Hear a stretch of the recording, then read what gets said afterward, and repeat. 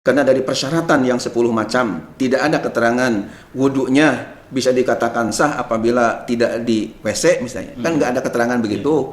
Berarti kan kalau nggak diterangkan begitu, berarti nggak apa-apa. Gitu. Berkaitan sama niat tadi, Pak Gi. Kalau Ya. niat itu kan biasanya kita didahului dengan membaca basmalah ya. Ya. Berarti kalau di WC sendiri itu nggak boleh kita membaca basmalah atau mungkin Jadi, hanya dilembatin aja gitu. Ya, jadi ketika ada di dalam WC itu ulama menjelaskan dibacanya fil qalbi di dalam hati aja. Jadi tidak talafuz ya, tidak diucapkan dengan lisan kita, tapi hanya di dalam batin aja, dalam hati aja. Ya, karena tempatnya tidak pas untuk menyebut nama-nama Allah atau kalimat-kalimat thayyibah. Tapi ada juga ulama yang mengatakan bahwa wudu apabila kita rumahnya kecil kemudian di rumahnya itu ada WC-nya dan kerannya di situ juga Pak Gi ya. Itu ada cara itu dengan pintunya dibuka Pak Gi. Ada penjelasan begitu. Dengan pintu dibuka terus diambil air wudu, diakep itu sudah menyatu dengan area di luar. Itu bagaimana penjelasan Pak Gi? Ya, itu mungkin pandangan ya, pendapatnya. Yang jelas orangnya itu ada di dalam WC atau di luar pintu. Ya kalau saya melihat ya orangnya masih ada di dalam WC. Posisi orangnya ya. Posisi orang yang dilihat itu kan posisi orangnya.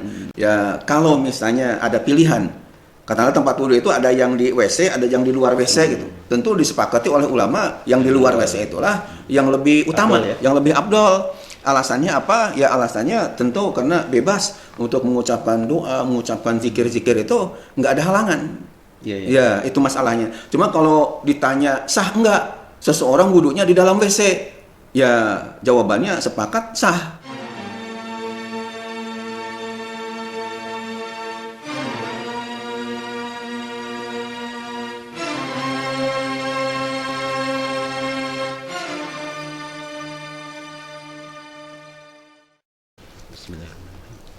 Assalamualaikum warahmatullahi wabarakatuh. Waalaikumsalam warahmatullahi wabarakatuh.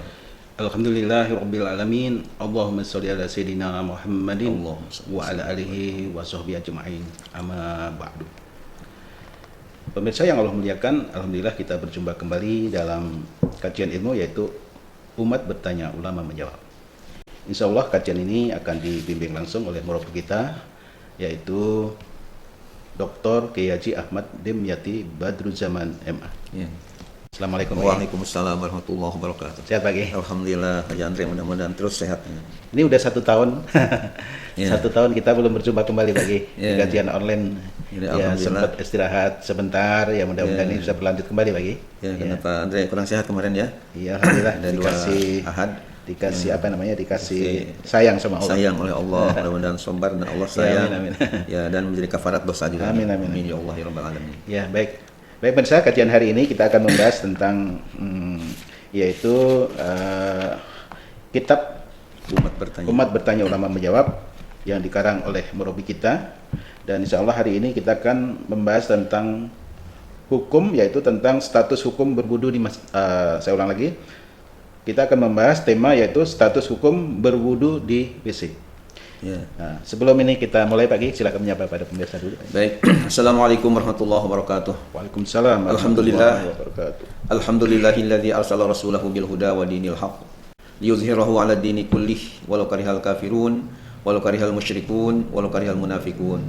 Allahumma ij'alna khairan mimma yadhunnun wa la tu'akhidna bima yaqulun waghfir lana lima la ya'lamun. Amma ba'du. Haji Andre yang saya hormati dan pemirsa yang saya muliakan dan sekaligus saya banggakan, alhamdulillah wa syukurillah, dengan iradah Allah Subhanahu wa taala kita bisa berjumpa kembali melalui online ya. Dalam rangka berdakwah, memberikan penerangan, pencerahan kepada umat tentang masalah-masalah keagamaan kita, terutama yang kita bahas ini bisa dikatakan keseharian kita. Ya, sehingga bagi masyarakat yang masih awam, ilmu fikihnya mungkin belum katakanlah mondok di pesantren ya, belum hatam kitab-kitab yang biasa dikaji di pondok pesantren, insya Allah ini tentunya akan membantu untuk memberikan pencerahan-pencerahan dalam masalah-masalah keagamaan ya, akan membantu dalam masalah-masalah keagamaan, dan mudah-mudahan termasuk ke dalam hadis Nabi kita Muhammad sallallahu alaihi wasallam yang sahih riwayat Imam Bukhari, man yuridillahu bihi khairan yufaqihu fid din. Barang siapa yang Allah kehendaki dengannya dengan kebaikan atau menjadi orang yang terbaik, maka Allah akan pahamkan dengan mendalam dalam masalah keagamaan. Amin amin ya Allah ya Rabbal alamin. Dan kita doakan pemirsa juga yang mungkin ada yang kurang sehat, ya mudah-mudahan Allah angkat segala penyakitnya. Amin. Ada keluarganya sudah meninggal, mudah-mudahan husnul khatimah min ahlil khair min ahlil jannah.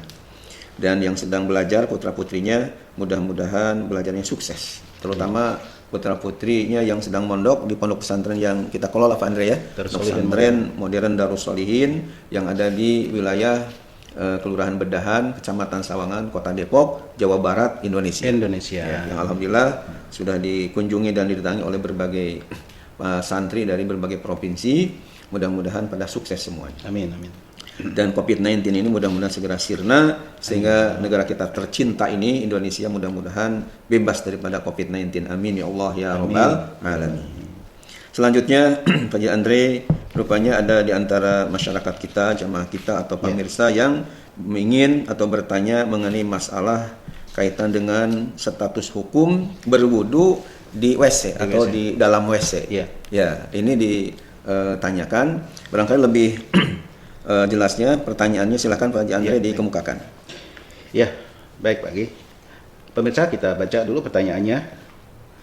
Jadi tema kita hari ini adalah membahas tentang status hukum berwudu di WC. Ya.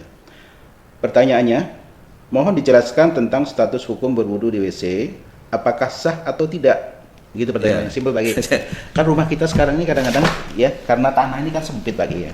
Artinya rumahnya juga kecil, kadang-kadang ya WC ada di dalam rumah itu kan udah umum ya. Udah umum. Nah, mungkin bisa dijelaskan dari Pak Gi. Ya. Baik, untuk menjawab pertanyaan yang kayaknya sepele tapi ini menurut saya penting karena bisa dikatakan ya banyak yang melakukan dan ini bisa dikatakan wudu ini kan sehari-hari kita lakukan, bahkan dengan sholat 5 waktu berarti paling tidak 5 kali wudu ya kita lakukan. Dan berkenaan dengan masalah wudu ini di mana kita tidak sah sholat kecuali harus berwudu dulu. Mungkin sedikit untuk sekadar mukadimah pendahuluan. Allah Subhanahu wa taala dalam Al-Qur'an surah Al-Maidah ya, bukan ayat 51 tapi ayat 6 telah menjelaskan tentang masalah dalilnya wajibnya berwudu sebelum kita sholat. Dalilnya atau firman Allah ya menyatakan a'udzubillahi minasyaitonirrajim bismillahirrahmanirrahim.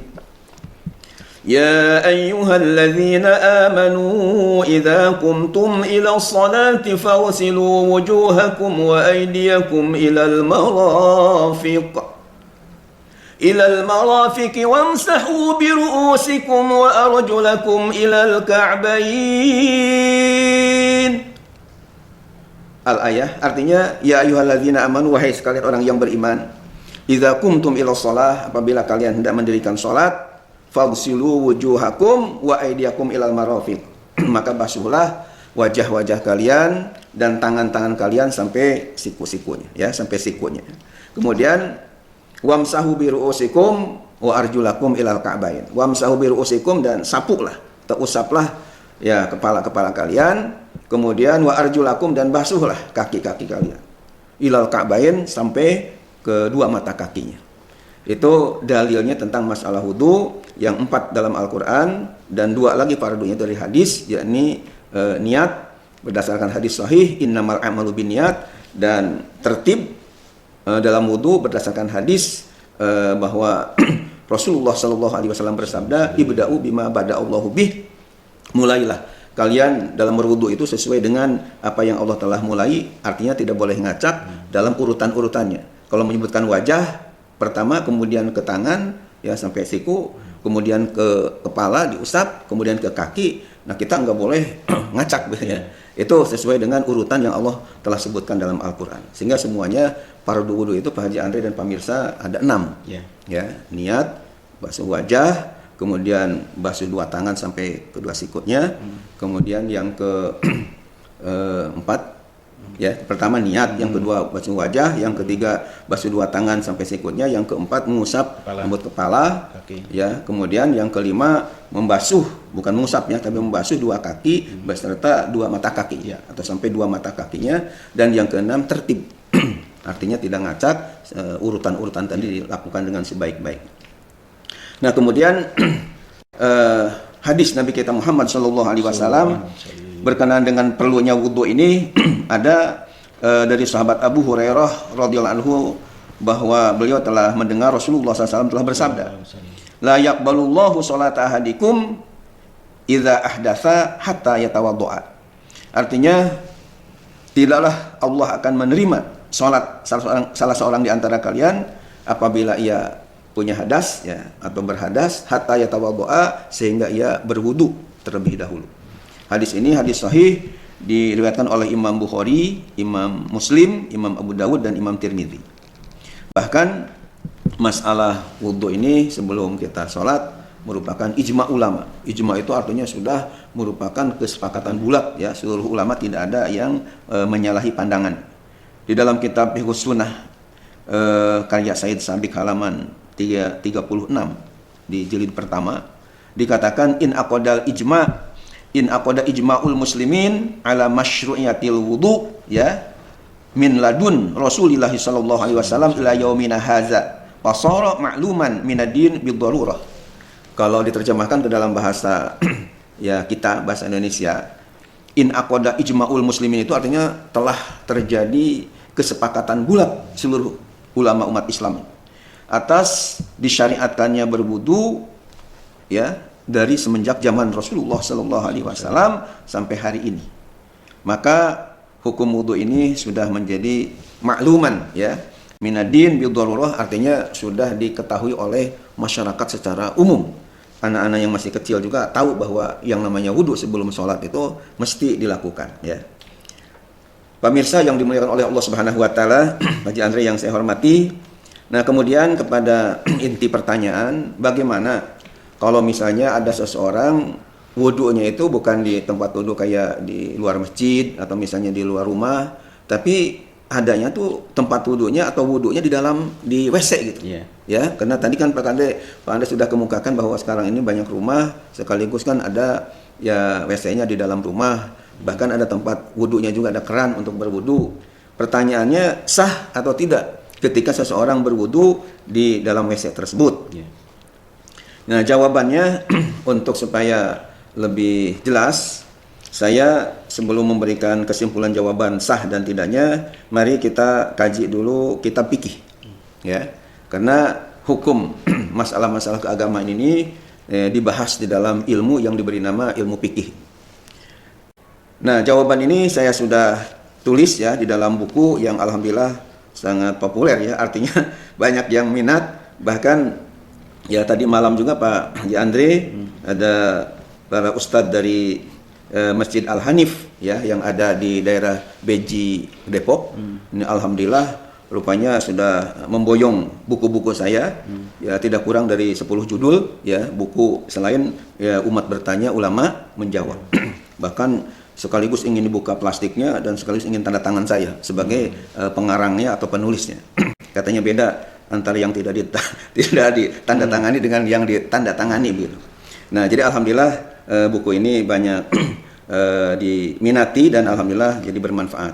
Insyaallah. Nah, dalam buku saya Umat Bertanya Ulama Menjawab halaman 136 saya sudah memberikan penjelasan begini bunyinya ya, dalam kitab Safinatun Najah karangan Syekh Salim bin Sumer Al-Hadrami.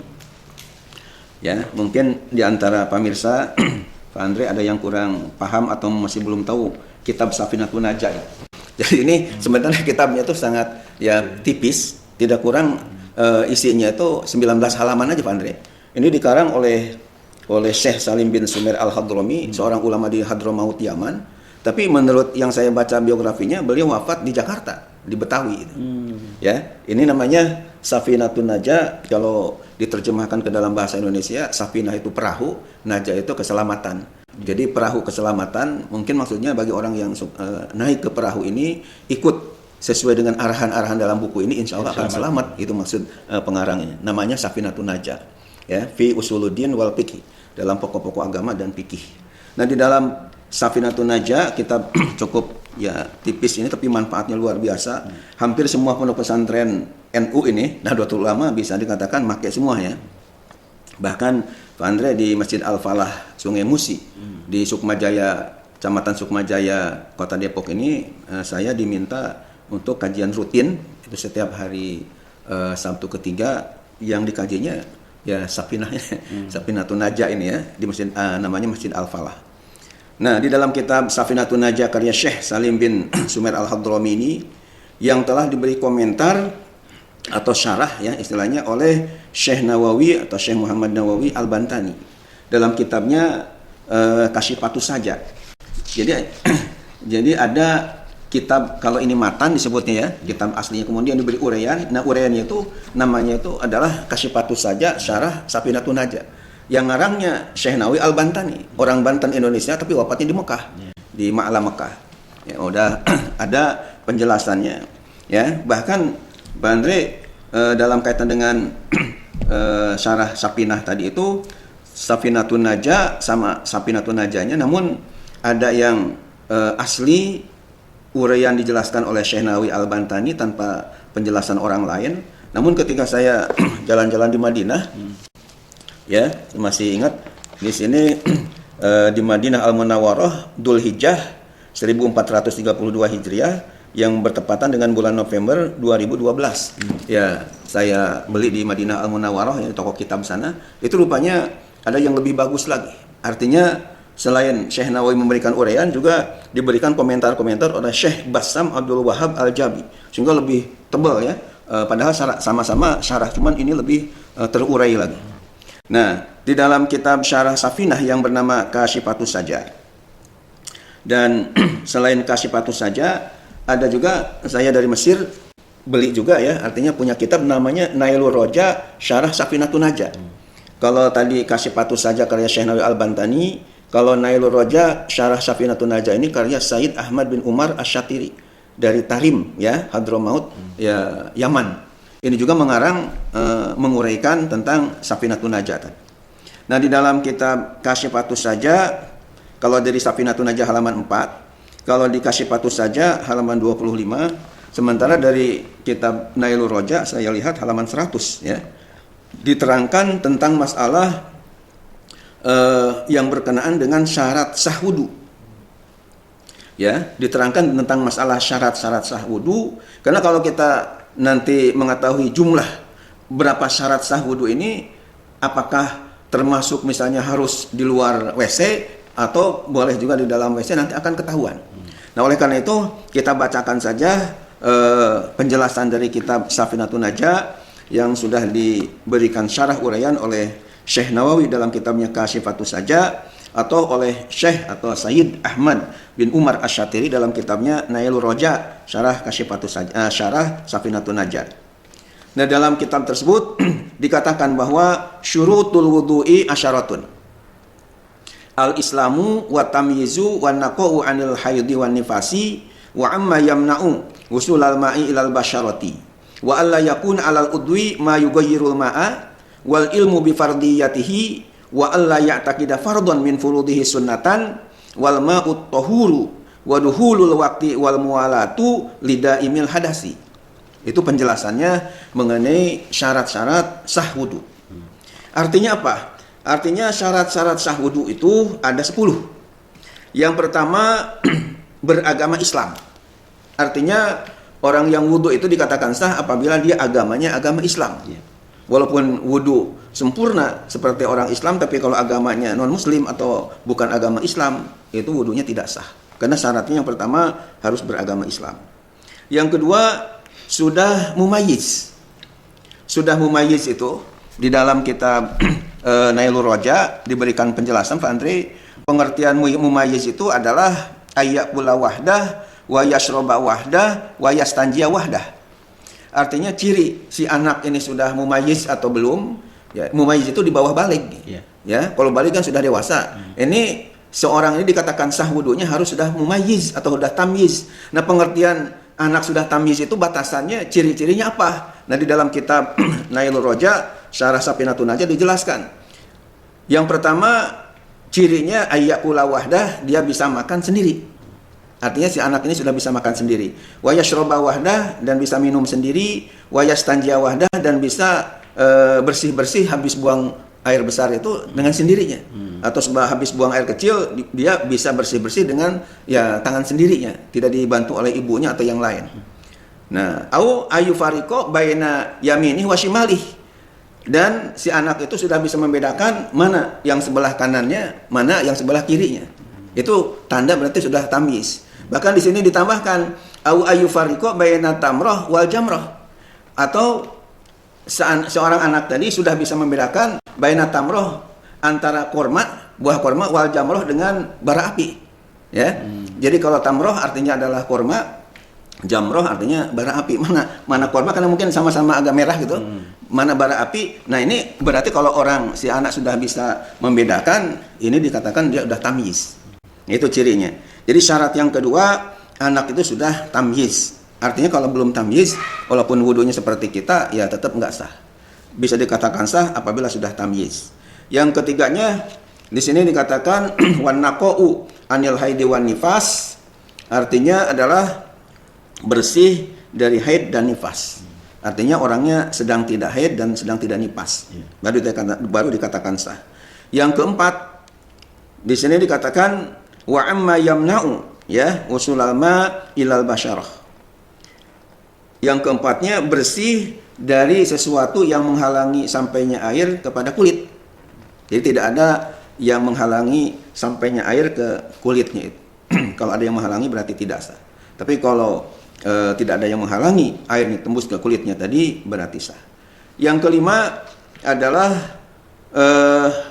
wa alla yakuna alal udwi ma yughayyirul ma'a. Yang kelima, pada anggota wudu tidak ada sesuatu yang mengubah air. Artinya ketika kita mau wudu itu jangan ada tempelan-tempelan sesuatu benda yang ketika kita wudu itu air yang kita pakai wudu menjadi berubah. Paham kan Pak Andre? Pemirsa yang dimuliakan Allah. Jadi betul-betul tangan kita ini ya bersihlah dari hal-hal yang akan merubah nanti keadaan air. Yeah. Kemudian yang keenam, lanjutannya adalah wal ilmu bi fardiyatihi. Yang keenam syaratnya adalah mengetahui keparduan wudu. Artinya dari anggota wudu yang kita harus basuh, harus usap itu tahu yang fardu itu yang mana, yang sunnah yang mana. Jangan sampai keliru atau jangan sampai enggak tahu. Kan kita ketika wudu itu ada yang fardu, yang wajib, ada yang sunnah. Katakanlah misalnya yang sunat itu misalnya membasuh telinga. Ya itu kan sunnah ya. Kemudian misalnya yang sunnah lagi kumur-kumur misalnya. Ya. Itu kan termasuk istinsyak, misalnya ngesupin air ke hidung, kemudian istinsar dikeluarin lagi dari hidung. Itu kan hukumnya sunat-sunat aja. Walaupun tidak begitu tetap sah. Nah, orang yang wudu itu harus tahu mana yang fardu dari wudu itu. Yang 6 tadi harus diketahui. Kalau enggak jelas, ya, jadi enggak sah wudunya. Kemudian wa alla ya'taqida fardhan min furudhihi sunnatan. Yang ketujuhnya tidak mengiktikadkan, tidak meyakini sunat terhadap yang fardu.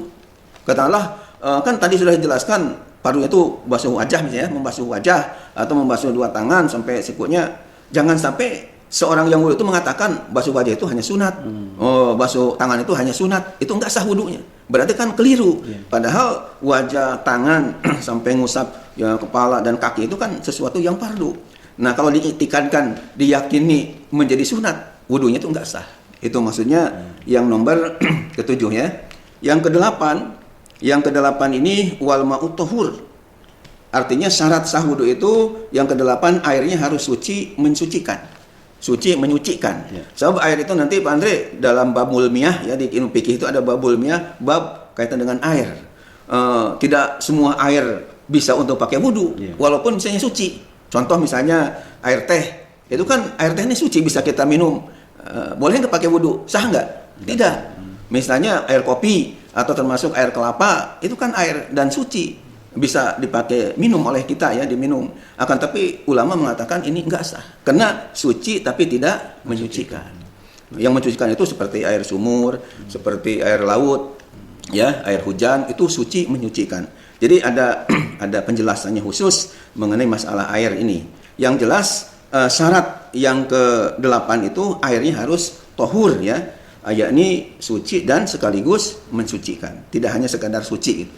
Ya, misalnya tadi itu air kayak air susu atau misalnya air limun atau air katakanlah kelapa, itu semuanya tidak mensucikan untuk wudu.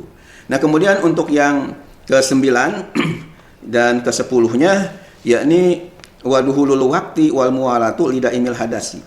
Yakni yang ke-9-nya harus setelah masuk waktu 10-nya harus terus-menerus bagi orang yang selalu berhadas. Nah, ini bagi orang yang suka, ini Pak Andre ya, tidak kuat nahan angin ya, atau kentut istilahnya, tidak kuat nahan hadas gitu. Nah, bagi dia itu syaratnya wudunya dikatakan sah apabila sudah masuk waktu sholat. Ya. Atau dan yang kedua di sini mualat ya, harus terus-menerus wudunya. Bagi orang yang normal itu kan seperti kita sehat, sebelum tiba waktu zuhur katanya mau sholat zuhur nih, sebelum waktu zuhur misalnya dari mulai pagi asalkan tidak batal lagi kan boleh sah gitu, nggak harus nunggu waktu dulu. Dan masalah mualat itu artinya terus menerus dari anggota tubuh ke anggota tubuh berikutnya, itu sunat bagi orang yang normal ya. Bisa artinya ada jedah antara tangan misalnya nanti ke usap atau dari usap ke kaki, itu bisa aja tidak harus terus menerus ketika normal. Tapi ketika misalnya orang sedang penyakitan tadi itu yang keluar angin lagi atau keluar air ya istilahnya buang air lagi, nah ini seperti ini harus terus menerus wudunya tidak boleh ada jedah ya. Itu ada dua ya yang dikecualikan tadi. Nah, dari penjelasan tadi ya, penjelasan ini dikatakan ini terdapat dalam kitab Safinatun Najah halaman 4 dengan syarah-syarahnya tadi, karya Imam Syekh Nawawi Al-Bantani ya, ada di halaman 25. Kalau di Nailur Roja syarah Safinatun Najah ada di halaman 100, di mana dari penjelasan di atas dengan gamblang dapat kita ketahui bahwa di antara syarat sah wudu yang 10 macam itu tidak ada keterangan agar jangan wudu di dalam WC. Jadi nggak ada misalnya jangan sampai wudunya fi baitil khola di dalam WC misalnya, nggak ada. Jadi dengan demikian berwudu di dalam WC ini hukumnya sah, artinya tetap dipandang sah. Bahkan Pak Andre dan pemirsa yang dimuliakan Allah, saya punya kitab yang judulnya Fatwa Syar'iyah wa Buhus Islamiyah. Ini dikarang oleh Syekh namanya Husain ya, yang dikarang oleh Syekh Hasanain Muhammad Makhluf, seorang ulama besar terkenal dari Mesir. Beliau punya karangan ini 2 juz ya, 1 jilid, Fatwa Syar'iyah wa Buhus Islamiyah.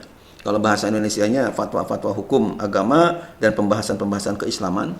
Nah, di dalam kitabnya ini ada di dalam halaman 214, beliau dengan tegas mengatakan bahwa jawazul wudu'i dakhilal baitil khola'i.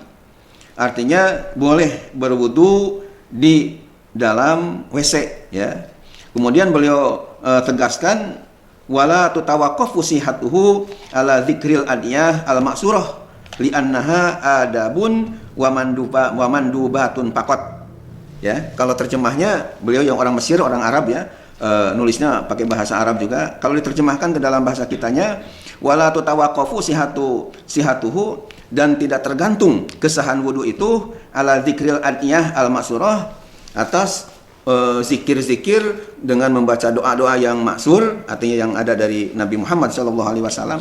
Li'annaha adabun, karena doa-doa itu merupakan hanya adab atau etika, wa mandubatun faqat, dan hal-hal yang dianjurkan saja.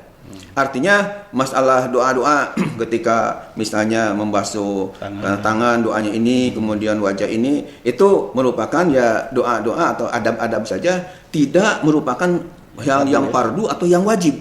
Nah, sehingga ditinggalkan juga ketika kita melakukan wudu, tentu tidak akan mengganggu kesahannya. Itu maksud dari pengarang kitab Fatwa Syar'iyah wa Buhus Islamiyah ini. Jadi kesimpulannya dari pembahasan yang sudah kita kemukakan tadi, karena dari persyaratan yang 10 macam, tidak ada keterangan wudunya bisa dikatakan sah apabila tidak di WC misalnya. Kan nggak ada keterangan begitu. Berarti kan kalau nggak diterangkan begitu, berarti nggak apa-apa gitu. Bahkan ditegaskan lagi oleh Syekh Hasanain Muhammad Makhluf. Beliau ini sudah meninggal dunia dulu sebagai mufti negara Mesir ya, sehingga ngarang kitab yang cukup terkenal di dunia Islam, Fatwa Syar'iyah wa Buhus Islamiyah ini. Beliau mengatakan boleh ketika kita misalnya wudu di dalam WC tadi ya.